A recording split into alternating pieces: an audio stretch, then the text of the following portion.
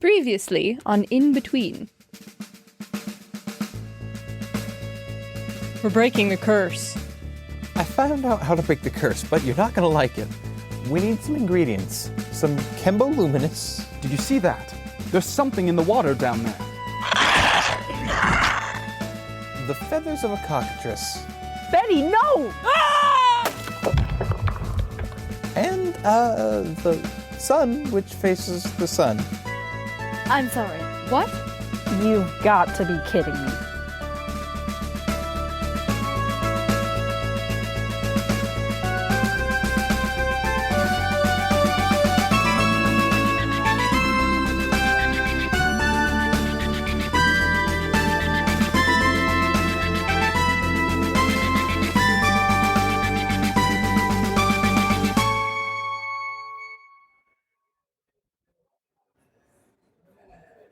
Well, let's call this meeting to order, I guess. Anyone got a gavel? You think we should have a presiding officer? A joke, I believe. Meltier, what has your research uncovered? Well, No, wait. I kind of want to be presiding officer now. Why should you be presiding officer? Because I've got the bailiff. Isn't that right, Betty? Don't call me names. You would rule by force? That's no way for a presiding officer to behave. You think you could do better, pretty boy? As a matter of fact, yes. As the only member of our party with royal blood, I believe I am best qualified. Oh, we're pulling that card, huh? Well, excuse me, my lord. How thoughtless of me, my lord. My bloodline is no joking matter, Fina. Of course not, my lord. I would never dream of contradicting his lordship.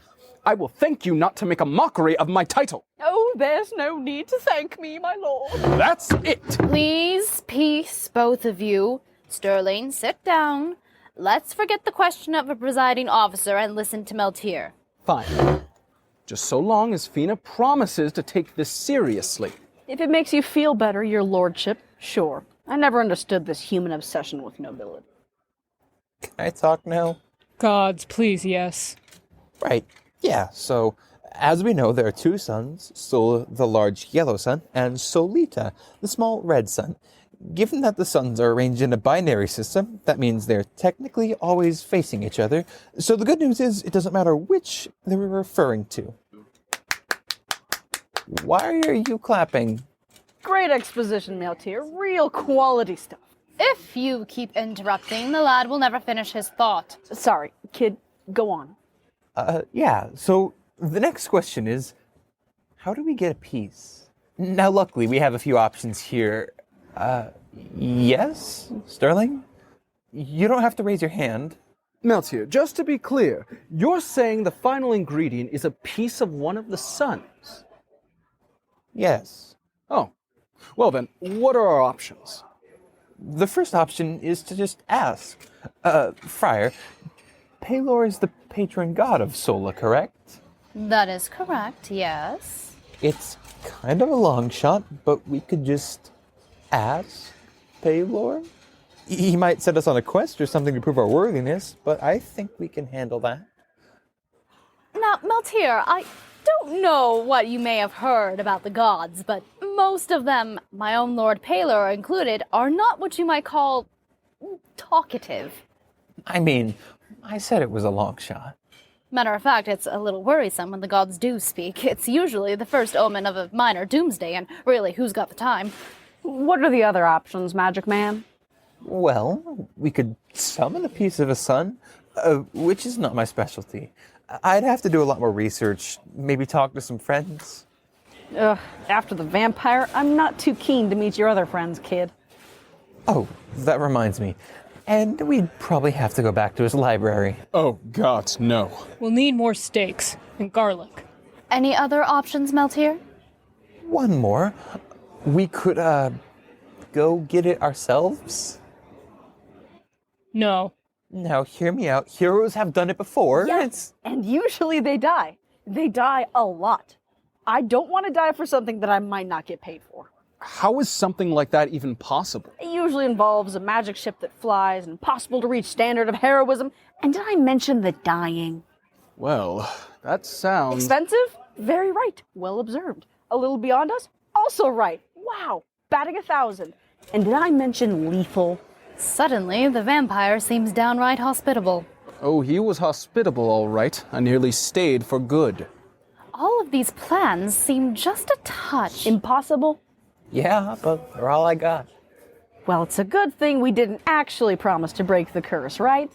Still, to be so close, one element away, and not be able to finish the job, we should try at least one of them. I would be willing to ask my Lord Paylor, but I wouldn't count on him answering. His timing is ineffable. And we are not going to a sun. I'm putting my foot down right here and now, or I would if my feet reached the ground. That leaves your friends in the library. Yeah, and honestly, I'm not even sure that'll work. There's gotta be an easier answer than this.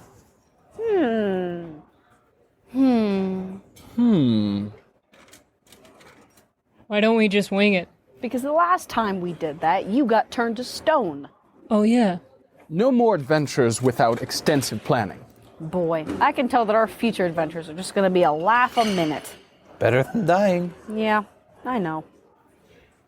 You know, it's weird, but I've definitely heard this story before.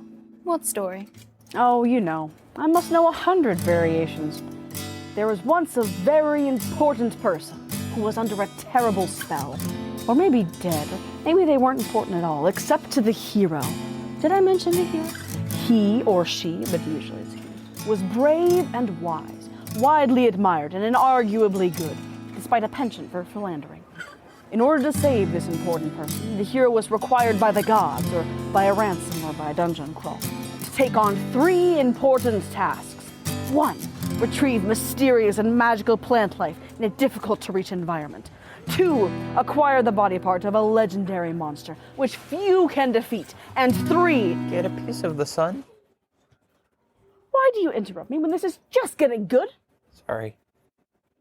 It's funny. The third thing is almost always way easier than it's supposed to be. It's usually a riddle of some kind, you know? A test of wit. Really? Yeah. Actually, come to think of it, gods, could it really be that easy? What are you thinking? Meltier, you said it was the sun which faces the sun. Yes. Sterling, can I borrow a knife? I suppose so. Not my sword, though. You think I can lift that thing? Just a knife. Here. Thanks. Hold this. Be right back.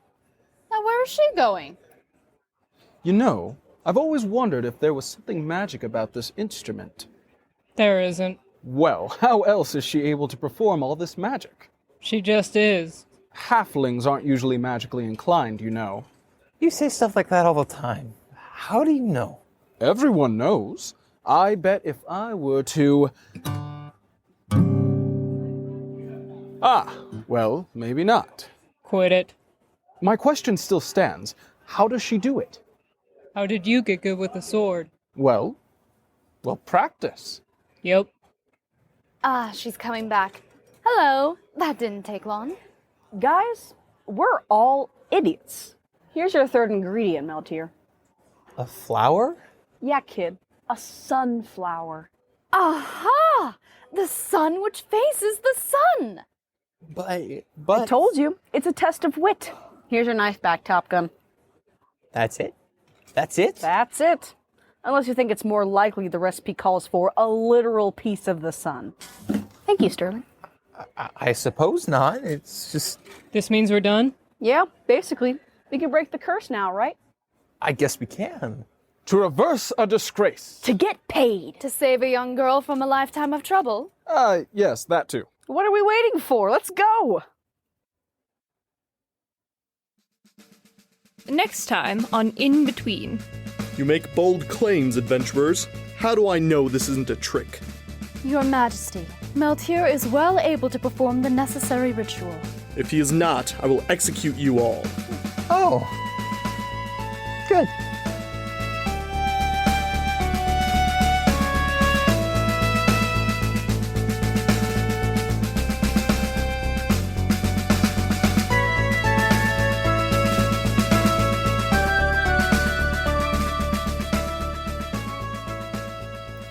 Episode 6, The Plan, was written and directed by Hannah Rank with assistant director William Rank. The show is produced and edited by Catherine Ayers. The voice of Sterling is Marquise Dijon Archuleta. The voice of Betty is Kaylee Christopher. The voice of Fina is Riley Jones, the voice of Valoon is Kara Mills, and the voice of Maltir is Austin Millat. The King's voice was provided by William Wright. Fina's guitar is played by Eli Isbell, and our theme song is by Eli McElveen. Want to know more about the Inn? Visit us at thegoblinshead.com or find us on Twitter, and don't forget to rate and subscribe so you don't miss what happens next. Thanks for listening.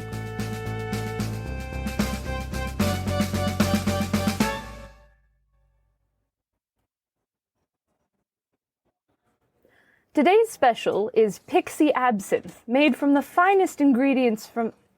What's that? No, of course it's not made of pixies. At least I think it's not. Oh dear.